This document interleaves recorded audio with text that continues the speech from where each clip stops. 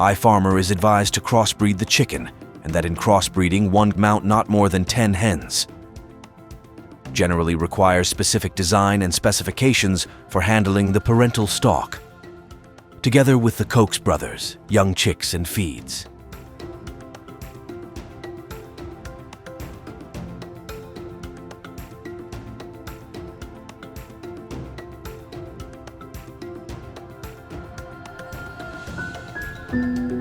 Poultry is a wide subject and it includes chicken, guinea fowls, turkeys, geese, and ducks, and other smaller animals like smaller birds like pigeons.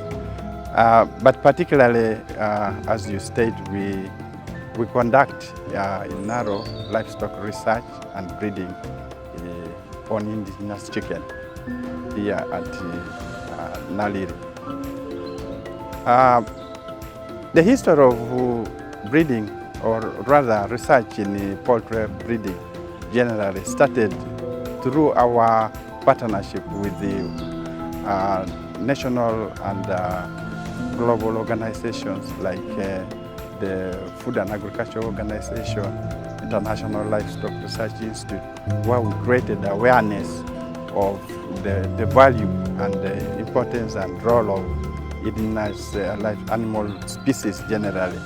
So we focused our attention on the breeding of chicken. But before we conducted the aspect of breeding, there were a lot of underlying aspects which we had to handle. Things like understanding properly the characteristics of the indigenous chicken. So during inception of Naro, we conducted a number of characterization studies. First of all, of the production system within Uganda for the different agroecological zones and farming systems. And then we conducted characterization of different species, including, of course, poultry, which we conducted in different agroecological and farming systems in the country. In this aspect, therefore, we were able to establish the differences within the different poultry or in the local bird species in Uganda. Originally, farmers were using exotic poultry, which was imported from South Africa, like the black astrolaps, and then from European countries, like the white leghorn, the white leghorn, and so forth. But we found that the farmers were not able to effectively utilize these poultry species or chicken species, because chicken breeds, because the cost of feed was really a limiting factor, and also they were really very susceptible to common diseases, like especially Newcastle. So what we did was, again, there was an input from FAO that there was a lot of crossbreeding taking place, which was indiscriminate, and there was a need to address the issue of crossbreeding. Although crossbreeding itself is useful, so what we did was to test the crossbreeding of different breeds of exotic chicken and then the local chicken. For some time, Naro was involved in crossbreeding the egg as well as the meat lines with local chicken. But we sort of abandoned that because farmers were still not able to benefit much from those lines. Eventually, we came to the current work of selecting within our indigenous poultry species, that is the indigenous chicken species. So that is currently the research trends which we have had in Naro. Much of commercial production of exotic chicken is on a large-scale basis. That's what we know. But we can also do large-scale commercial production of indigenous chicken, much better than even compared to what exotic, because we can have low input in terms of feed. because we can do supplementation alone from our local available resources and still keep the same number of stock compared to keeping the exotics, which you have to buy commercial feed, which keeps you the expenses over 80% of the expenses come from feeding the commercial. So that is the advantage. But you can rear as many as the commercial stock within the indigenous stock. What I would advise farmers out there who are aspiring to venture into poultry farming is to think of commercial production. That is, they should look at producing local chicken, not only for consumption, but also for income generation. And they can only achieve this if they look at the chicken as something, some livestock species which needs good care in terms of management, disease control, housing, feeding, and also look at it in a humane way. That's the best way you can get the best product from. I'm James Oluka. I'm a researcher and an animal breeder in Narok. My main work here in the Research Institute is to conduct work on livestock breeding. We do livestock breeding, that is breeding for improvement of livestock, cattle, goats, chicken. Those are the main livestock species which we conduct breeding practices. Hatching healthy local chickens, tits with procuring disease-free birds. This requires the buyer to be very observant while buying birds. For instance, they should not have falling feathers, running noses, red eyes, fallen comb, pale comb, and bloody comb. These symptoms might be a pointer of Newcastle disease for pox, and yours is.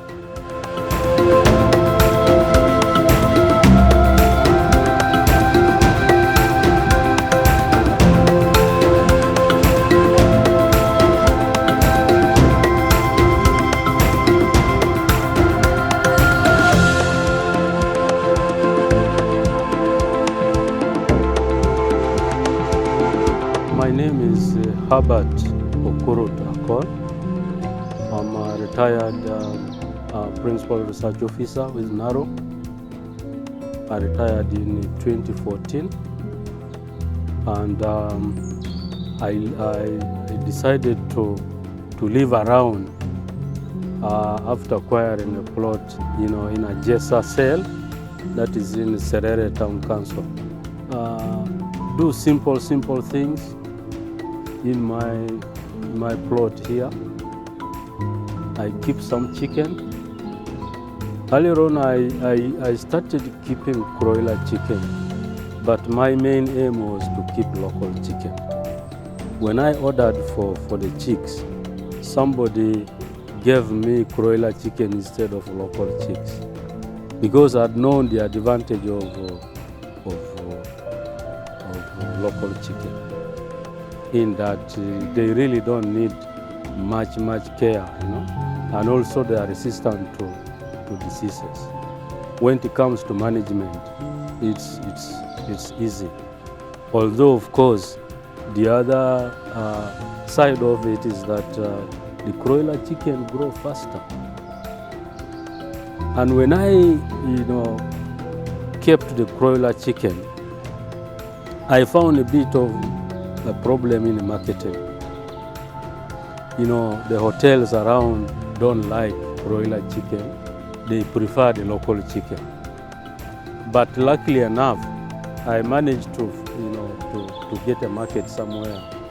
There were some Sudanese who used to look for chicken around, and they didn't care which type. So they took them. Then I decided again to say, okay, how do I get local chicken? I got advice from Nasari, who told me that they had improved local chicken. And I asked them if they could avail me with a few parent stock, which they did, and I started raising.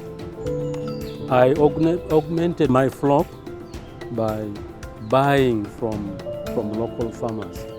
those who have vaccinated their chicken. I made sure I identified those who are vaccinated. Then I acquired, some females for starting. So altogether, I started with about 20 hens. 4 which were given to me by nursery, and that is what I have now. I did this. I changed over. That was in June. I changed over from the broiler chicken to local chicken around June. So I said, no, I have to make it impressive. Yeah.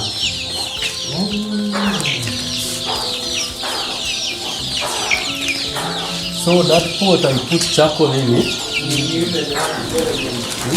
I put charcoal in it, then I put fire.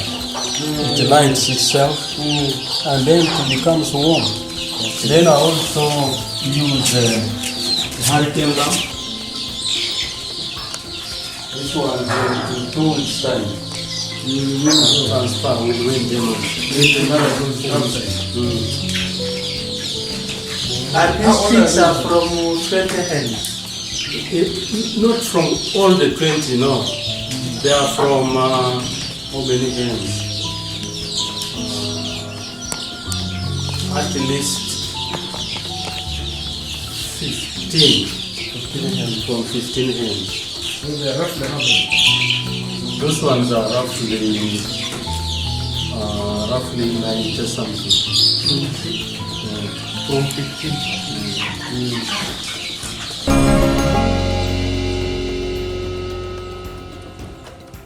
It's really on the management side of it. I found broiler chicken a bit difficult to manage in that you have got to take a lot of precautions, especially to avoid diseases. I have a poultry unit here. Each time you have got to enter the unit, you have got to dip your feet until they have grown at a certain age. Then you can be free from, really that problem of having to introduce disease. But with local chicken, I can enter my unit even without dipping my feet, and I've not had any problem. Although, of course, they also need vaccination.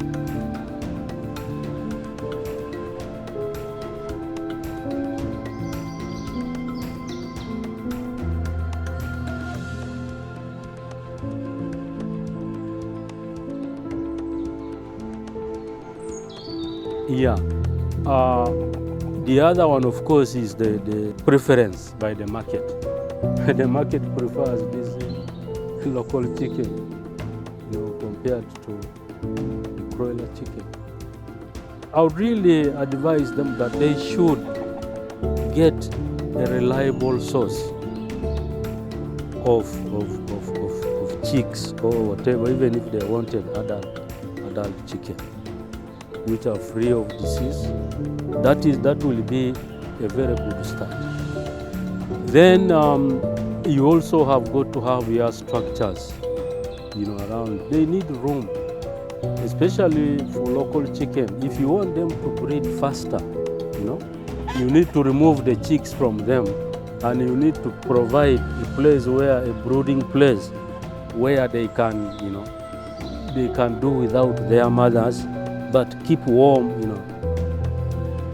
That is, there are local methods of doing it. I normally use a pot, put charcoal in a pot, then put the chicks alone in their room. They keep warm throughout the night, up to the next day, and so forth, Then you have got to, give them food, give them water, also vaccinate them. When it comes to breeding, it's important that you try to synchronize, the hatching. So you collect eggs as they lay. Then when they come to sit on the eggs, now you begin to allot each one a number of eggs, you know, to brood on and hatch. Therefore, you get a uniform, you will get a uniform age of chicks, batches which are uniform, you know, in age. The challenges I've found, especially because I'm using the hens themselves to hatch the chicks.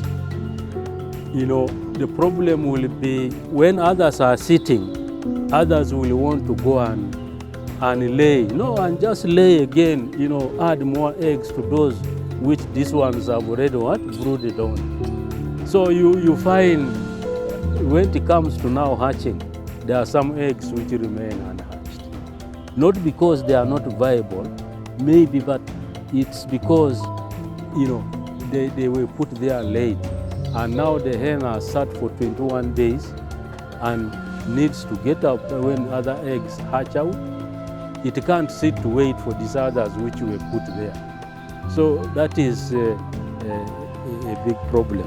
But all that can be solved if there would be small, hatching machines available, which would use some power, not really electricity, because electricity is unreliable, you get your eggs spoiled.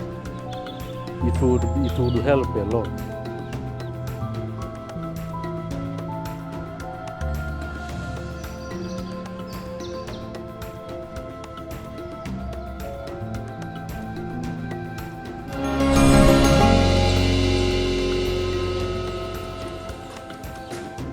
Yeah, one of the immediate ways would be, immediate solution would be set up a hatchery, small hatchery where the farmers would take their eggs at a fee, to be hatched.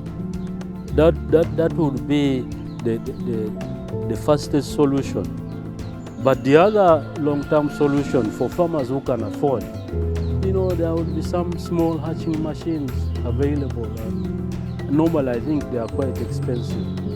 They are about to, I asked for one, they're talking about 4 million, something like that. Just to hatch a number of eggs which a farmer could handle, Eventually, even you can go commercial. Provide local chicks to the farming communities around. And that is actually what I'm aiming at. I am now raising up my stock. Then I will keep screening, select good ones which are having good hatching habits, good chick care, and then I dispose of the rest, and then eventually I hope to come up with something better. Farmers must prioritize good health. The birds should be feeding very well during laying and hatching. The chicken house. The nest should be free from parasites such as lice and mites, which might make the hen abandon the eggs. The right eggs one should select for hatching must have no cracks. Avoid too big twins, too small, too pointed, too oval, and too spherical. But right now, people don't have enough area because of the increased population. People have small areas of land. So they have now that potential that you only see livestock species which they can have.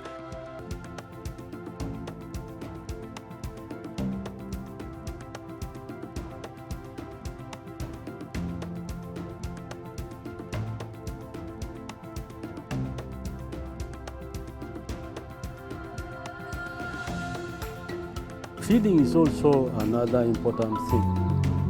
You just don't give chicks maize bran, as farmers mostly do. They just give them maize bran. You at least add some other food additives there. Give them some protein in that maize. Give them some vitamin. There are these formulations of vitamin mix, you add, and then you give them some, also, some mineral salts. Those are the most ingredients. Carbohydrates in form of cereals. Then you have proteins. I normally use soya and fish meal. This omena or mukene, whatever name they. That's what I normally use. Sometimes I also use blood, which I boil and then dry and meal. But when you have got to have precautions when you use soya, you have to fry it first to destroy. There are some, some chemicals which you prohibit, inhibit, digestion of certain proteins.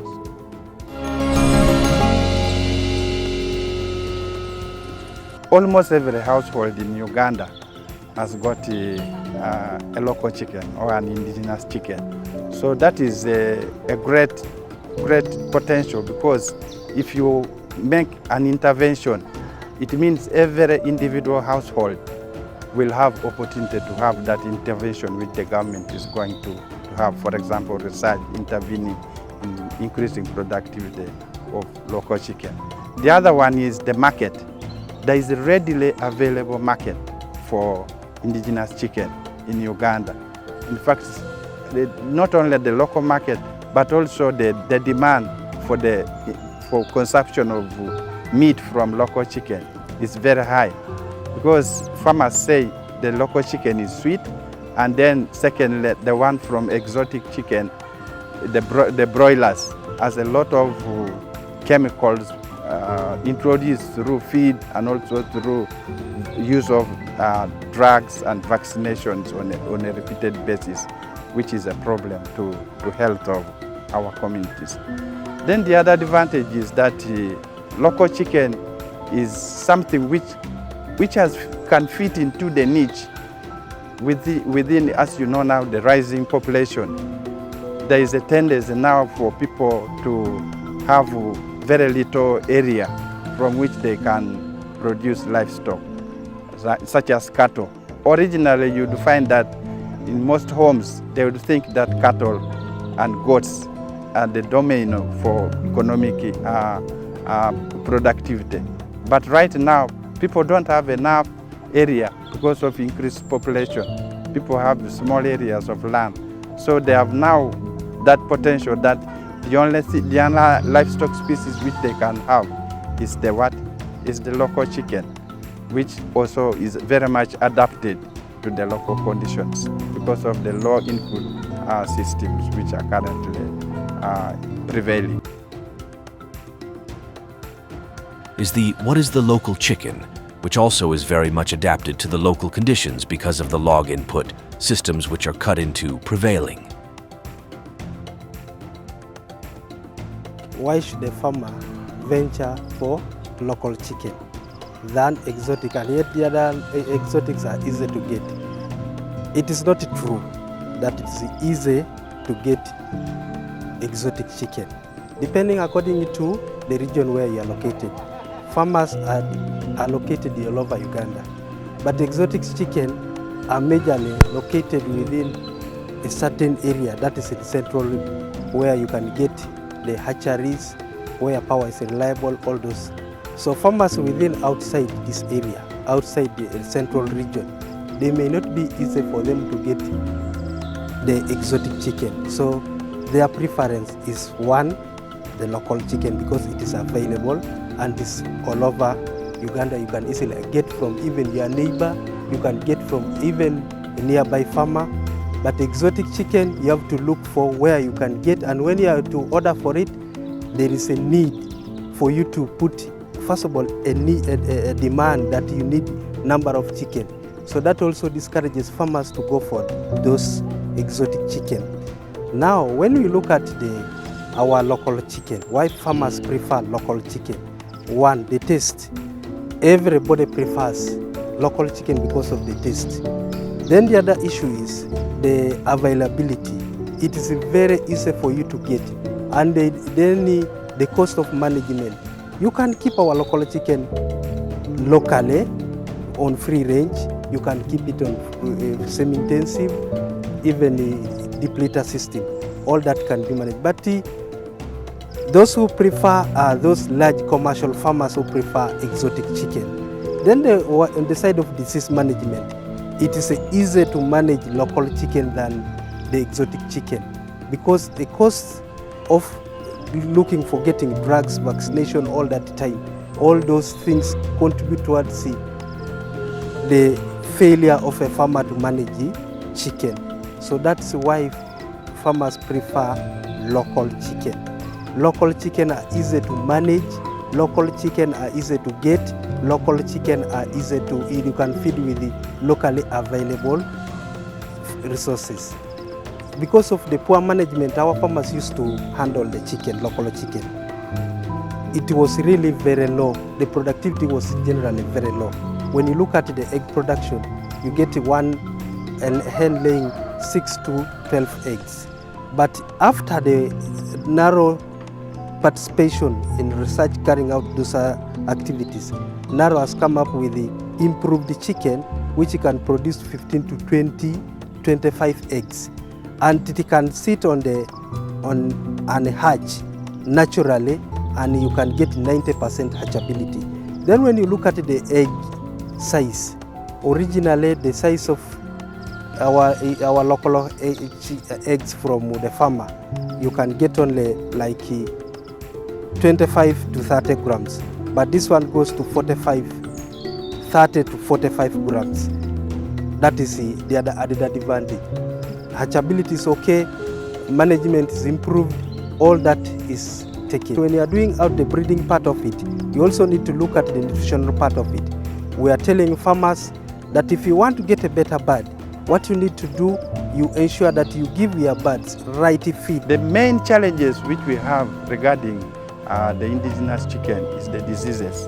We still have a challenge in the common diseases, especially Newcastle. This is the one, and this one is associated with the weather. In a dry season, you find that some other diseases like Newcastle really cause a lot of toll or death among our local chicken. But in the rain season, the hatch chicks again are very sensitive since they are small and they lose a lot of heat. They cannot keep themselves warm. So both the extremes of weather conditions introduce diseases and also adverse conditions. Facts about indigenous chickens, meat, and eggs are tastier and preferred by most consumers to those obtained from commercial breeds. The initial investment is less than that needed to keep commercial breeds more tolerant of harsh conditions, including diseases, than commercial breeds can be fed on cheap, locally available feeds. When allowed to range freely, they need little feeding or other care. Women and youth often control income from chickens. Droppings are rich in nutrients, can be used for conversation making, home fertilizing, and less feed for livestock.